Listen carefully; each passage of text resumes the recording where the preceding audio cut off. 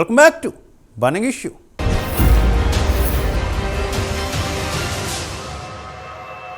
ఆంధ్రప్రదేశ్లో Congress master sketch వేసిందే. పునరుజ్జీవం పొందేందుకు సంచలన నిర్ణయం తీసుకుందే.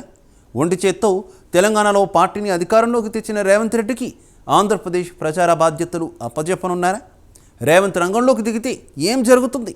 జగన్ను మాత్రమే టార్గెట్ చేస్తారా, లేదంటే తన గురువు చంద్రబాబు జోలికి కూడా వెళతారా?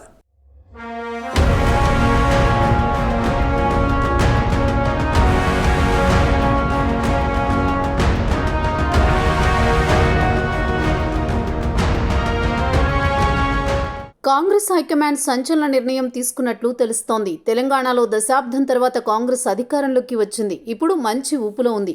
డైనమిక్ లీడర్గా ఉన్న రేవంత్ రెడ్డి అక్కడ ముఖ్యమంత్రిగా ఉన్నారు. ఆయన 2 నెలల పాలన పట్ల పూర్తిగా పాజిటివిటీ కనిపిస్తోంది. అన్నింటికంటే ఎక్కువగా బీఆర్ఎస్ని కట్టడి చేయడంలో, ఎక్కడికక్కడ బ్రేకులు వేయడంలో రేవంత్ రెడ్డి మాస్టర్ బ్రెయిన్నే వాడుతున్నారు. ఈ నేపథ్యంలో కాంగ్రెస్ ఆశలన్నీ తెలంగాణ మీదనే ఉన్నాయి. కాంగ్రెస్కి ఈసారి సౌత్ అతిపెద్ద అండ కాబోతోంది. కేరళ, కర్ణాటక, తెలంగాణల నుంచి ఎంపీ సీట్లు సొంతంగా గెలుచుకోవాలని చూస్తోంది. తమిళనాడులో డీఎంకేతో పొత్తు ఉంది. ఇక తెలంగాణలో కాంగ్రెస్ పవర్లో ఉండడంతో ఆ ప్రభావం ఎంతో కొంతైనా పడి ఏపీలో కూడా కాంగ్రెస్ లేస్తుందేమో అన్న ఆశలున్నాయి. ఇంకోవైపు చూస్తే వైఎస్ఆర్ తనయ షర్మిల ఏపీ పీసీసీ చీఫ్గా బాధ్యతలు స్వీకరించారు. దాంతో వైఎస్ఆర్ లెగసీ ఇటువైపు ఎంతో కొంత టర్న్ అవుతుందన్నది ఒక ఆశ.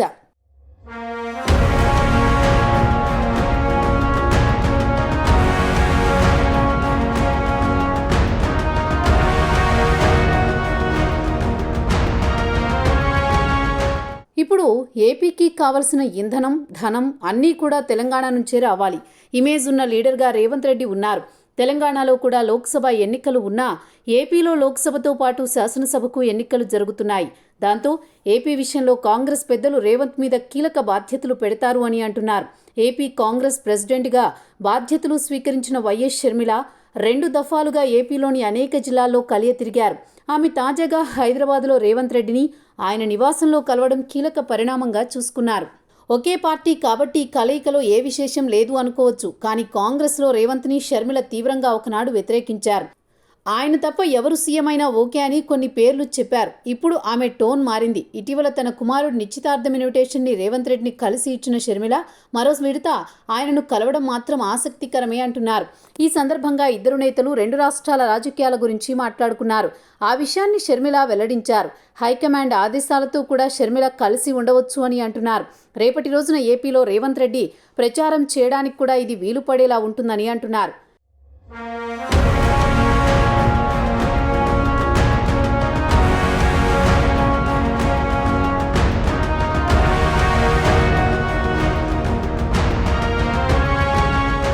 ఏపీలో రేవంత్ రెడ్డి ప్రచారం చేస్తే ఎవరికి మేలు, ఎవరికి చేటు అన్నది కూడా మరో చర్చగా ఉంది. రేవంత్ రెడ్డి కాంగ్రెస్లో ఉన్నా ఆయన ఎక్కువగా చంద్రబాబుకు సన్నిహితుడు, టీడీపీ నేతగానే చూసేవారు ఉంటారు.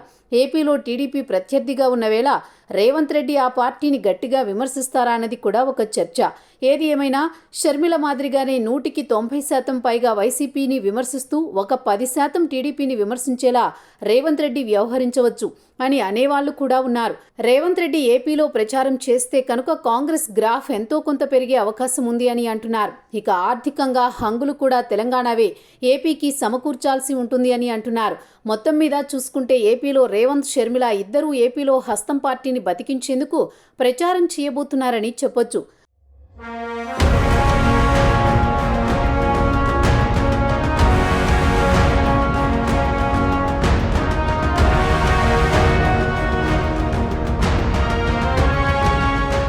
అయితే జగన్నే ఎక్కువగా రేవంత్ టార్గెట్ చేస్తారనే తెలుస్తోంది. గురువు చంద్రబాబు జోలికి పెద్దగా వెళ్లకపోవచ్చని అంటున్నారు పరిశీలకులు. ఇంకోవైపు సొంత సోదరుడైన షర్మిల రాజకీయ విమర్శలు చేస్తున్నారు. అయితే కాంగ్రెస్ పక్కా వ్యూహంతోనే అడుగులు వేస్తున్నట్టు సమాచారం. వైసీపీ, టీడీపీ, జనసేనలు బీజేపీకి బీ టీం అని కాంగ్రెస్ హైకమాండ్ ఆరోపణలు చేస్తోంది. ముఖ్యంగా తమను నష్టపరిచిన వైసీపీపై ఫోకస్ పెట్టింది.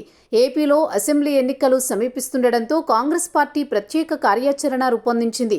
ముందుగా ఓటు శాతాన్ని పెంచుకోవడం ద్వారా వైసీపీని దెబ్బతీయాలని భావిస్తోంది. ఏపీకి ప్రత్యేక హోదా, పోలవరం నినాదాలతో ప్రజల్లోకి వెళ్లాలని కాంగ్రెస్ పార్టీ నిర్ణయించుకుంది. ఏపీకి ప్రత్యేక హోదా ఇవ్వాలని డిమాండ్ చేస్తూ నాడు ఎన్డీఏ నుంచి చంద్రబాబు బయటికి వచ్చారని, ఇప్పుడు ఏ ముఖం పెట్టుకుని తిరిగి ఎన్డీఏలో చేరేందుకు ప్రయత్నిస్తున్నారని కాంగ్రెస్ ప్రశ్నిస్తోంది.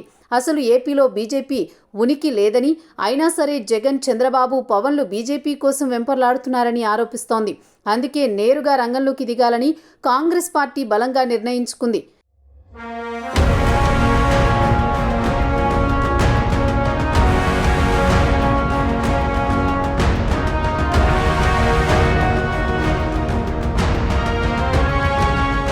ఏపీలో ఎన్నికల ప్రచారంలో భాగంగా 4 బహిరంగ సభలు ఏర్పాటు చేయాలని కాంగ్రెస్ పార్టీ భావిస్తోంది. త్వరలో ప్రియాంక గాంధీ అమరావతిలో జరిగే బహిరంగ సభలో పాల్గొంటారు. అటు విశాఖ స్టీల్ ప్లాంట్కు మద్దతుగా జరిగే సభలో సైతం కాంగ్రెస్ తన వాణి వినిపించనున్నట్లు తెలుస్తోంది.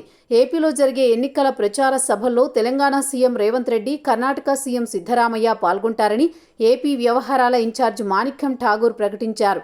ఏపీపై ప్రత్యేకంగా ఫోకస్ పెట్టాలని తెలంగాణ సీఎం రేవంత్కు హైకమాండ్ స్పష్టమైన ఆదేశాలు జారీ చేసినట్లు తెలుస్తోంది. ఒకవేళ రేవంత్ ఏపీ వస్తే బీజేపీతో పాటు జగన్ విషయంలో ఎలా స్పందిస్తారన్నది ఆసక్తికరంగా మారింది.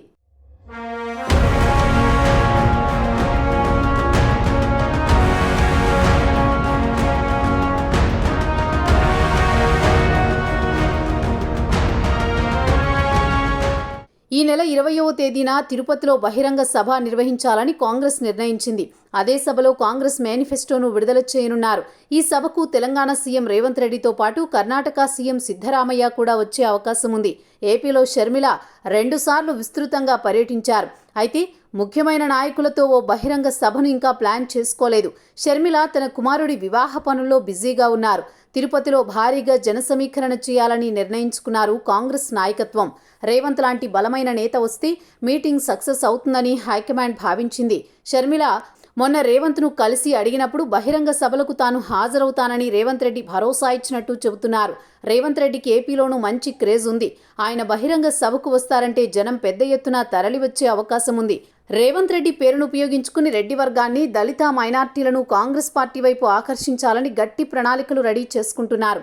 తిరుపతి సభకు మంచి ఆదరణ లభిస్తే తర్వాత రేవంత్ రెడ్డితో వరుస సభలు నిర్వహించే ఆలోచనలో ఏపీ పీసీసీ వర్గాలున్నాయి. చూడాలి మరి ఏపీలో కాంగ్రెస్ పరిస్థితి ఏమవుతుందో అన్నది.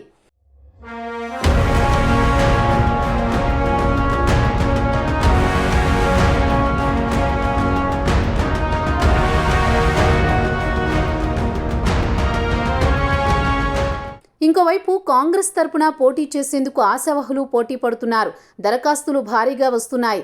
ఏపీలో వచ్చే అసెంబ్లీ ఎన్నికలకు దరఖాస్తులు తీసుకుంటున్న ఏపీ కాంగ్రెస్కు తొలి 2 రోజులు నిరాశ ఎదురైంది. అయితే తర్వాత షర్మిల ఊపు, మీడియా కథనాల నేపథ్యంలో అనూహ్యంగా కాంగ్రెస్ పార్టీకి కూడా పోటీ పెరిగింది. మొత్తం 175 అసెంబ్లీ స్థానాలకు గాను ఇప్పటి వరకు 1000కి పైగా 353 దరఖాస్తులు అందాయని పార్టీ వర్గాలు చెబుతున్నాయి. ముఖ్యంగా కడప జిల్లా వంటి స్థానాలకు డిమాండ్ ఎక్కువగా ఉన్నట్టు తెలుస్తోంది. ఇప్పటికే పలు నియోజకవర్గాల్లో 4 చొప్పున దరఖాస్తులు సమర్పించారు. అయితే కాంగ్రెస్ గెలిచే అవకాశాలు లేకపోయినా ఎందుకింత హడావుడి అనే ప్రశ్నలు తలెత్తుతున్నాయి. అయితే 2024 ఎన్నికల్లో ఏమాత్రం ప్రభావం చూపించలేకపోయినా కాంగ్రెస్ టార్గెట్ 2029 ఎన్నికలని, ఆ ఎన్నికల టార్గెట్గా ముందుకు వెళ్లేందుకు ప్లాన్ చేసినట్లు సమాచారం. మరోవైపు జనసేన కూటమి బలంగా ఉన్న తరుణంలో 2029 ఎన్నికలకు ప్రణాళికలు సిద్ధం చేసుకుంటున్నట్టు సమాచారం. ప్రస్తుతం వైసీపీ, టీడీపీలోని అసంతృప్తి నాయకులను తమ పార్టీలో చేర్చుకుని క్షేత్రస్థాయిలో బలోపేతమవ్వాలని కాంగ్రెస్ నిర్ణయించుకుంది. చూడాలి మరి ఏపీలో కాంగ్రెస్ భవితవ్యం ఏమవుతుందో అన్నది.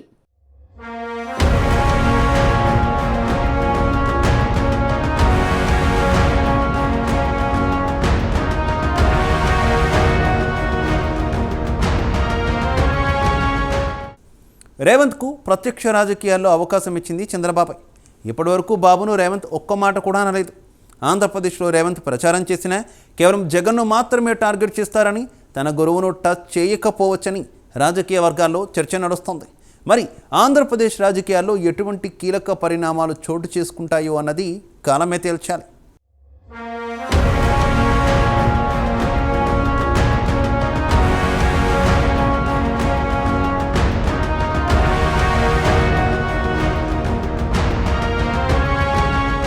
ఇది వాటి burning issue. Keep watching prime 9 news.